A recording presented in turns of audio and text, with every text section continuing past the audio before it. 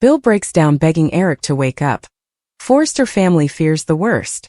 The Forrester manse was cloaked in an creepy, suffocating silence that sounded to stretch on ever, broken only by the faint beeping of the medical observers and the soft equivocation of nurses moving in and out of Eric's room.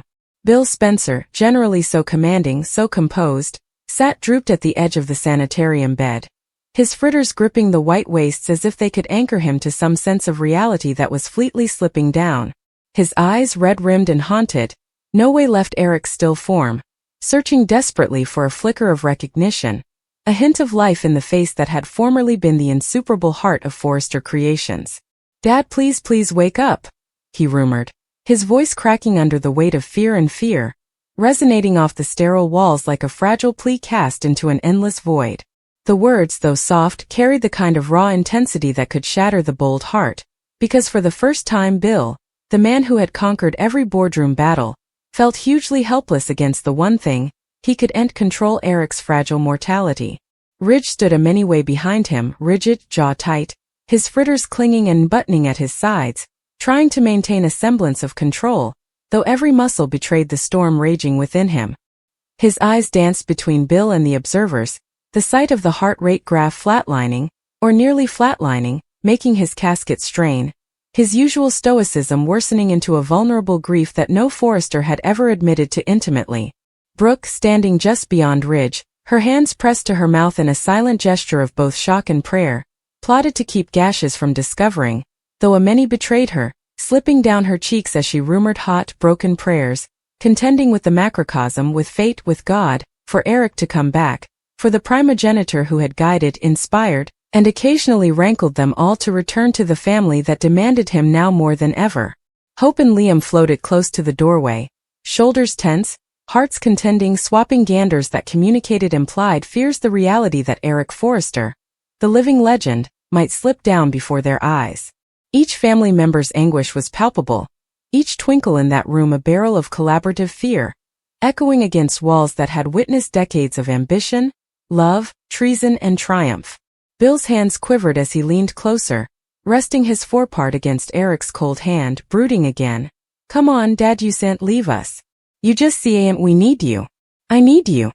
His voice, thick with grief, broke in the middle, and he let out a choked sob that sounded like it carried every ounce of fear, remorse, and helplessness he'd ever known.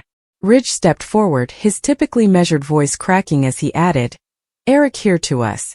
We're right then. Fight for us, fight for the company, fight for your family, just don't leave us yet." The silence that followed was blaring, each alternate stretching unbearably, filled with the faint hum of medical ministry, the occasional cough of a nanny, and the palpable, suffocating pressure of a family on the cliff of unconceivable loss. Donna appeared, her eyes wide with alarm and anguish, rushing to Eric's side and pressing a pulsing hand to his casket, as if sheer restraint could revive him. "Eric, please, you're not done yet, not like this," she contended, her voice jiggling with a blend of fear and the profound love that had survived innumerous storms alongside him. Indeed, minor noises, the beep of the examiner, the distant echo of a sanitarium wane, felt amplified, nearly protrusive in the fragile bubble of dread that enveloped everyone. Outflow, the fluorescent lights flitted slightly, casting harsh murk across the upset faces of the Forrester clan, making every line, every crinkle, every flicker of expression feel amplified, a visual testament to the emotional torment that ran through the room. Bill's words grew more hopeless, nearly frantic, as he continued leaning close to Eric, as if sheer propinquity could transmit life back into the man who had been his tutor, his companion, and overall his father figure. "Don't leave me, Dad, I want the company, the family. None of it all falls piecemeal without you." The sound of his voice cracking in anguish, paired with the visible shudder in his shoulders, made indeed Ridge, the ever-calm strategist, regard down, unfit to watch the raw display of vulnerability that so imaged his own implied fears. Donna, seeing that words alone might not reach Eric, gently stroked his arm, grunting expressions of comfort and stimulant, her eyes no way leaving his face, tracing every figure, every subtle movement, soliciting for a sign that he was still with them. Brooke, hands now clasped in hot prayer, rocked slightly from side to side, murmuring incoherent pleas that combined stopgap, faith, and sheer despair, each word a bitsy shaft aimed at the darkness swimming over Eric's unconscious body. Hope and Liam, unfit to stand still, scuffled from bottom to bottom, their gapes zipping anxiously between Eric, Bill, and the observers, their youthful love and sanguinity strained to the breaking point as they watched a man whose influence gauged generations of Forrester ambition teeter on the edge of life and death. Minutes stretched into what felt like hours, and yet not a single sound dared to breach the fragile pressure of that sanitarium room, until, eventually, the softest flicker, the smallest twitch of Eric's eyelid, sparked a rustle from Bill, followed by a collaborative input of breath from everyone. Hope's hands flew to her mouth, Brooke's knees buckled slightly, and Ridge stepped closer, eyes widening as he realized that, against all odds, Eric was responding. Bill's face broke into a smile that was more relief than happiness, gashes streaming freely down his cheeks as he rumored hoarsely, "Come on, Dad, you can do this, just come back to us." Eric's eyelids fluttered sluggishly, his fritters entwining weakly around Bill's hand, and for a moment, the room held its collaborative breath. Also, with a moan, a sound raw and mortal, Eric Forrester began to stir, the color returning noiselessly to his cheeks, his eyes opening sluggishly, fastening first on Bill, also on the rest of his family gathered around him. The relief was immediate, inviting, nearly palpable, washing over everyone like a tidal surge as gashes, hoarse laugh, and gasps of astonishment collided in a chaotic symphony of emotion. Ridge stepped closer, his voice thick but steady. "Drink back, Dad. Don't you ever scarify us like that again." Donna brushed a gash from Eric's face, her voice choked yet full of warmth. "We allowed. We'd lost you, but you're really then." Bill, still holding Eric's hand, leaned closer, brooding formerly more, his voice jiggling yet triumphant. "I need you, Dad. We all need you, Forrester Creations. The family, it's not the same without you." Eric, sluggishly gathering strength, managed a faint smile, a bare shadow of his usual vigor, yet enough to convey the adaptability, the love, and the unvarying will that had always defined him. The room, formerly tense with fear, now hummed with relief, yet beneath it all dallied the implied understanding that life had shown its fragility formerly more, and that the Forrester family, despite its power and influence, was held together not by wealth or success, but by love, fidelity, and the unbreakable bonds forged through decades of triumph and fermentation. Indeed, as Eric rested, his eyes surveying the familiar faces around him, the family felt the silent oath, inclusively understood no way again would they take a moment, a word, or a twinkle for granted, for in that sanitarium room, they had all glinted the intimidating, fragile edge between life and loss, and had been reminded, sorrowfully and beautifully, of the strength that lay in their consanity, their love, and their grim stopgap. Indeed, as Eric's eyelids sluggishly opened and the faint hint of life returned to his face, the pressure in the room did incontinently dissipate. Bill's hands, still pulsing, refused to leave his father's side, as though letting go might undo the phenomenon they had just witnessed. "You had us all spooked, Dad, spooked out of our minds," Bill rumored again, his voice thick with both relief and moping fear. Ridge stepped forward, placing a steadying hand on his family's shoulder. Bill let him breathe. "He needs calm, not chaos," Ridge said, though his own voice carried the earthquake of implied fear. Brooke knelt beside Eric, brushing a slapdash cinch of hair from his forepart. "Eric, you've got to promise us, you'll take care of yourself. No more pushing your body past its limits. Not for work, not for anyone," she said, her eyes glistering, reflecting decades of love and worry that she had buried under layers of fidelity and pride. Donna remained at his side, vocally encouraging him. "We've got you, Eric. You're not alone. You know way we'll be," she muttered, her voice a gentle anchor. She could feel the warmth of life sluggishly returning to him, the small, uneven breaths, and the subtle flutter of his hand as it responded to hers. The fragility of the moment pressed on everyone like a weight they could feel physically, gifs accompanied in anxious expectation. Hope and Liam floated near the doorway, participating a look of mixed relief and moping anxiety. "He's awake," Hope rumored, her voice slightly audible. "But he's still weak. We can't let him overexert himself." Liam jounced. "We'll make sure he's safe. Whatever it takes." Their hands brushed compactly, a bitsy connection of comfort amidst the storm of fear that had gripped the Forrester clan. Bill's grip on Eric's hand tensed. I can't imagine losing you, Dad. The company, the family, nothing matters without you." He pressed his forepart against Eric's hand again, nearly as if transmitting strength through touch. Ridge, ever the pragmatist, had to remind him gently but forcefully, "Bill, you've done enough for now. He's going to need quiet rest and care. Let's not overwhelm him." Eric's voice was a coarse scrape when he eventually spoke, but the sound carried a power that made everyone spare in. Bill, Ridge, Brooke, Donna, each name a testament to the people who had been his anchor and his storm, the family that had made him both impregnable and mortal. He tried to lift a hand, but the trouble left him shaking. I had a dread. But I'm still then. The relief that washed over the room was nearly suffocating. Brooke collapsed into a president, gashes streaming freely. Thank God, she rumored, clinging her casket as though the emotional release would ever keep him alive longer. Donna allowed herself a shaky laugh, half in relief, half in unbelief. You spooked us half to death, Eric Forrester. Half to death. Bill's feelings surged uncontrollably. I don't ever want to see you like that again. Not ever. You mean everything to us, to me. Please take care of yourself. Please. His voice cracked, but the raw sincerity gave it a strength that left everyone in the room breathless. Ridge stepped closer, resting a firm hand on Eric's shoulder. You've always been a fighter, Dad. But indeed the strongest need to rest. Let us carry some of the weight for you this time.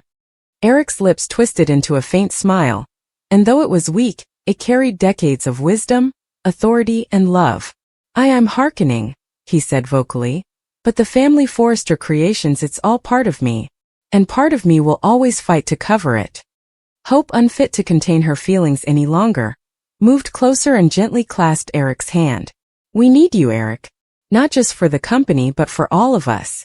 You're the heart of this family, and hearts they shan't just stop. Please stay with us. Her words, innocent but sincere, carried a weight that indeed the seasoned Forresters felt pressing in their casket.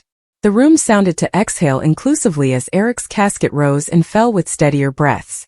For a transitory moment, the chaos of the once hours, the sanitarium admonitions, the fear, the endless query, felt suspended in a fragile bubble of stopgap.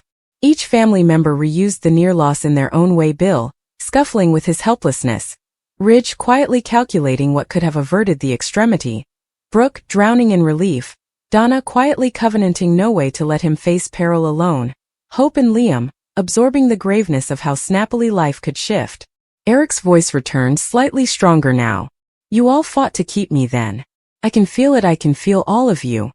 His eyes swept the room, taking in every familiar face, every expression etched with solicitude and love. Bill's grip softened slightly, replaced with a gentle squeeze that conveyed consolation. We'll always fight for you, Dad. We'll no way give up. A nanny entered, still, checking the observers and conforming the four. She smiled noiselessly, relieved by the enhancement but apprehensive of the delicate state Eric remained in. Mr. Forrester, you've had a serious dread. Please take it easy. No sudden movements, no stress, at least for now. Eric jounced weakly, accepting the reality of his vulnerability. I'll try, he rumored, the words heavy with decades of pride and responsibility now tempered by the fragile mindfulness of mortal limits. The family sluggishly began to settle around him, forming a defensive circle of love and alert. Bill stayed closest, Ridge offered silent support from just before, Brooke and Donna adjoined either side, and Hope and Liam remained near the doorway, ready to act if demanded.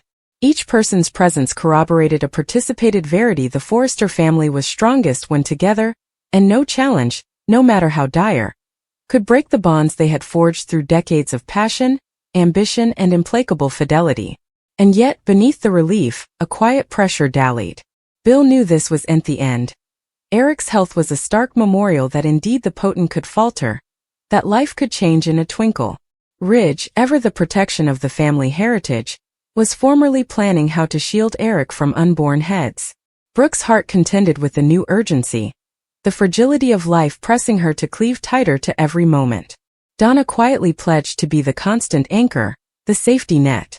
Hope and Liam, recently brazened with the stark reality of mortality, quietly conceded that their own lives were intertwined with the grand saga of the Forresters in ways they couldn't yet completely comprehend. Bill rumored formerly more, pressing his forepart to Eric's hand, a gesture of both gratefulness and moping fear. Stay with us, Dad, we need you. Eric's faint, shaky smile was the only reply he could muster, but it said everything. He was still fighting, still present, still the bedrock of the Forrester dynasty. The room, heavy with the weight of near tragedy, sluggishly began to breathe again. The relief that had compactly washed over the Forrester family now began to give way to a creeping, more complicated fear. Eric's eyes, however open, still carried a shadow of vulnerability, a subtle earthquake that reminded everyone that this wasn't simply a close call, it was a warning. Bill, unfit to sit still, paced the room, his hands running through his hair, murmuring under his breath, "How did this be? How could we let it get this far?" His voice was frantic, betraying the implacable perfectionism and competitiveness that had defined him for times. Ridge placed a firm hand on his family's shoulder, trying to anchor him. "Bill, you can't condemn yourself. Eric's health is complicated. We all need to concentrate on making sure this doesn't be again." Bill's lips pressed into a thin line, but his eyes glistered with an implied understanding. Ridge was right, but the notion of helplessness was unsupportable. He glanced at Eric, whose breathing had sustained but was still shallow. "We've to cover him," Bill murmured, further to himself than anyone differently. "No further pitfalls. No more stress. He's the heart of this family, and if commodity happed I couldn't forgive myself." Brooke knelt at the bedside, her fritters smoothly brushing Eric's hand. "We all feel the same, Bill. But right now he needs love, tolerance, and calm. He's been through enough formerly." Her voice was soft yet commanding, the balance she had perfected over decades of Forrester drama. "We can't undo the dread, but we can make sure the coming moments are safe." Hope, standing near the doorway, could slightly keep herself composed. She glanced at Liam, who gave a reassuring nod. They had both educated loss in their own ways, but seeing Eric, the primogenitor, the man who had shaped so numerous lives, lying vulnerable and fragile, had burned a deep, defensive fear within them. "We've to be careful," she rumored. "One wrong step, one mistake, it could undo everything." Donna, ever the emotional anchor, acclimated the robes around Eric and leaned in near. "You're not alone, Eric. We're all then, and we're not leaving. You just concentrate on getting better. That's all you need to do." She smiled vocally, though the earthquake in her voice betrayed the weight of solicitude she carried. "We've faced storms before, but none relatively like this bone." Eric's weak voice cut through the pressure. I know, and I feel all of you. Every one of you, I can feel it in my bones." His eyes swept across the room, moping on each family member, a admixture of gratefulness, love, and quiet acknowledgement of the fear he'd caused. Bill's hand set up Eric's formerly again, gripping gently. "Dad, we need you. Forrester Creations, the family, we need you. Please don't vanish on us." A silence settled over the room, heavy with implied trueness. The beeping of the observers marked the passage of time in small, regular supplements. Ridge's mind contended with the implacable weight of responsibility. Eric's health was a fragile thread, and the family's entire world depended on it. "We need to plan," Ridge said eventually, his voice calm but edged with sword. "We need to cover him, not just for his sake, but for the company and everyone who depends on him. This was a warning, and we can't ignore it." Bill's pacing halted, and he jounced sluggishly. "You're right. But I can't help feeling responsible. However, the prostration, perhaps this wouldn't have happened if I had noticed the stress." His voice cracked, a raw edge of guilt surfacing. Brooke placed a comforting hand on his arm.